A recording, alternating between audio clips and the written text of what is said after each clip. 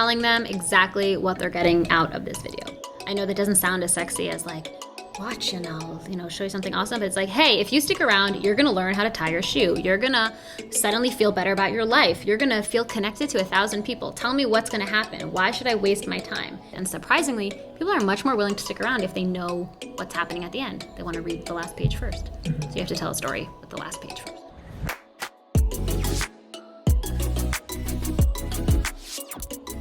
Okay, so right now, like we talked about this a little bit before, that right now, like every single person has a phone, every single person is kind of ready to create a video on demand, and that creates a ton of content saturation, right? Everybody can do it. How do you feel like companies need to, or people need to shift in order to deal with that? Well, I think instead of being irritated that everyone with a phone now is a filmmaker, you have to realize that you have to give people what they want. So if people are used to consuming content that way and that's what works for them, and you can see on social media, stories, on YouTube, any type of platform that exists has some form of video content that people are watching on it. And if you try to be different, if you try to be fancy, if you try to stand out, people don't actually want to see that. They want it, what did Facebook change to everything so that we could see more from our friends and families? More cat videos, more of our grandma talking to herself, not realizing she turned the phone on. So now we kind of have to appeal to audiences through a story that's told in a very, very different way. And I think companies need to stop thinking about how can I make an ad that talks about my product? And it's like, how can I use video to connect with an audience of people who are happy to listen and to pay attention if I do it in the right way? Why is video different as a medium? Like what's the difference? Well, as a medium, it actually has the strongest connecting value out of all the mediums. Think about when you read a book, it's actually a really individualized experience because how you're envisioning Harry Potter is not how I envision them. But when you watch a movie, it's a connecting experience because we all see the same thing. And as humans, we want to feel connected. And the way that we feel the most connected to other people, whether it's the person on the camera or it's other people who are watching the video, is through video. Also, just psychologically, the way that our brain makes decisions are emotional. And then we rationalize them after. So video is one of the things that triggers the emotional brain because it covers all of our senses. It kind of can bring us into the story really quickly. And because you can trigger emotion so quickly, it's really the most powerful. Not to say that words aren't awesome and pictures aren't great too, but if you're looking for the quickest, cheap and dirty and, straight to the point, then video wins hands down every time. And in terms of an actual conversion, like from a KPI-driven marketer, what is like a video conversion? Well, I'll give you two statistics that I like to throw out. One is that if your landing page, which is like when people are already like kind of ready to buy, if your landing page has a video, it has an 80% higher conversion rate than a landing page without. You could sell the exact same product, 80% higher conversion rate. And that's again, like bottom of the funnel. Another statistic I love is that 59% of C-level executives actually prefer to watch a video about a topic over text. And if they're given the choice over read a text about it or watch a video, they'll choose the video. So it isn't necessarily if I run an ad that has a video, or if I, run text, that I'll get more clicks. But it's as humans, we like to consume video and we are more willing to be invested and emotionally we get connected to it more. So long term, we'll be more connected to the brand, which lifetime value increases of, I love this video that they put out. So now I think highly of them. So now I'm going to buy from them. So it isn't necessarily like a click ROI. But in general, I think it's like 70% of marketers say it has the highest ROI. So I think you mentioned like relationships. In terms of building that relationship, right? It's usually not about the one-off. It's usually about creating a cadence. I think a lot of marketers really struggle with the fact that now there's a sense that I can't just create a video. I need to create like this ongoing cadence. I need to like create a relationship with my viewer. And from a cost perspective, that's super, super scary. Right. So how do you deal with that quantity versus quality balance? Manage to churn out a lot of videos, but not like keep them high quality? So I like to rephrase the word quality because I think this is when I first was starting out and I was trying to like create these videos and I would ask people like, what are you struggling with? They're like, really, I want to make high quality videos. And I realized, what did they think that meant? It meant that they thought it meant that I need to have 4K footage. I need to have a DSLR. I need to have proper lighting equipment and I need to have a beautiful actress on screen.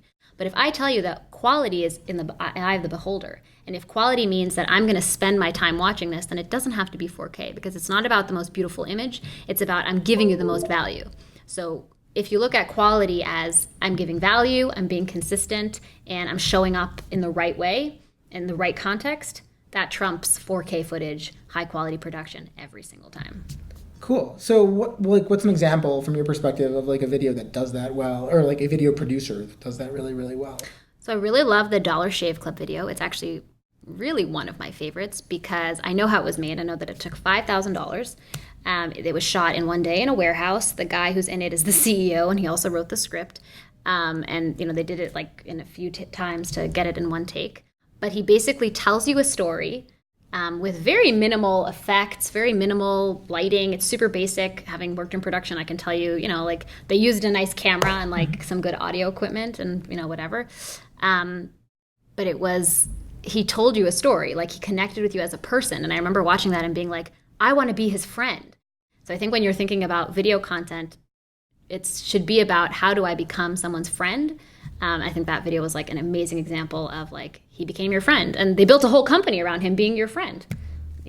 So I know we talked a little bit earlier about that instant hook, like connecting, not like burying a story like way deep into a video. Right. 1 minute in when no one's watching. Yeah. So I'm bad at making friends. Oh, I only have do one. My friend. Yeah. Are you allowed to He's my friend. Yeah. But like, how do you like in those first 10 seconds before somebody like churns from watching your video or whatever you call it in the video world? How do you actually create that relationship? By telling them exactly what they're getting out of this video. I know that doesn't sound as sexy as like, watch and I'll, show you something awesome. But it's like, hey, if you stick around, you're going to learn how to tie your shoe. You're going to suddenly feel better about your life. You're going to feel connected to 1,000 people. Tell me what's going to happen. Why should I waste my time? Talk to me about the evolution of the story. Like, how is telling a story today when you're just doing these like cell phone videos? How has that changed from, 50 years ago when you're putting together like an epic video, epic movie? Well, I think the way that we tell stories has to change because we have to understand how people consume stories, right? It used to be that, for example, video, people were consuming it as a captive audience. They were sitting on their couch and they were with their family, with their TV dinner, and they were ready. So you could take your time telling a story because people wanted it to take time because they had a lot of time to give to you. What's changed is now oversaturated, we're using our mobiles all the time, so it's a much smaller experience. Even the way that we film has to be thought differently.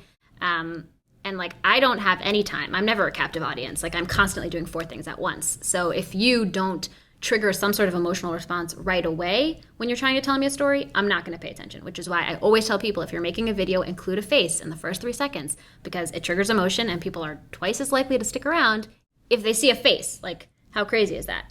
So telling a story doesn't mean that you shouldn't make it interesting or creative or enticing. It means that the way that you present information has to be put in a context of how people are consuming it.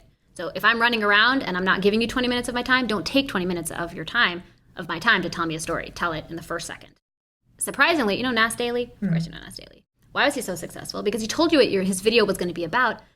You didn't even have to watch the video, but you knew it was going to be about the woman with 100 cats or the guy who whatever. Like, you knew the climax of the story before you watch it. And surprisingly, people are much more willing to stick around if they know what's happening at the end. They want to read the last page first. So you have to tell a story with the last page first. Last question, distribution, right? Like, you can make the best video in the world. It never gets out there.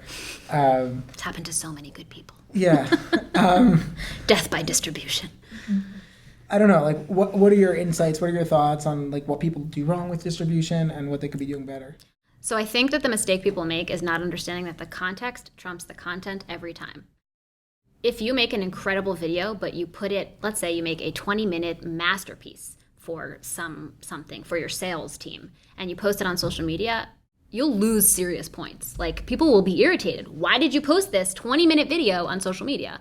If you post a video in your stories of like, hey, whatever, and then you try to post that on YouTube, people will be pissed off. Like, why did you do that? It's so important to understand the rules of each context and understand that it's not necessarily about the funnel as it is about the person and them coming into contact with your content in the right context. Wow, that was a serious tongue twister.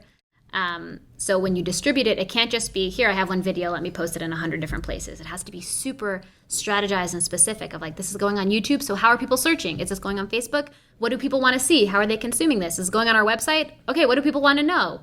And like the Netflix generation really wants things to be personalized. They want to know that when I come to a certain place, the content I get is going to be specific to that place. So you, when you're distributing your content, have to be really mindful of that because that's nowadays like make it or break it. Cool. Yeah. Awesome.